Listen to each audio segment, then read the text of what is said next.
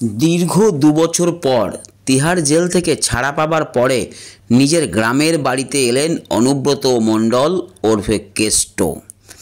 বাড়িতে এসে তিনি কি বললেন, কি করলেন, কি দেখলেন, আসুন আমরা দেখে নিই আমাদের ডিএন টিভির পর্দায়।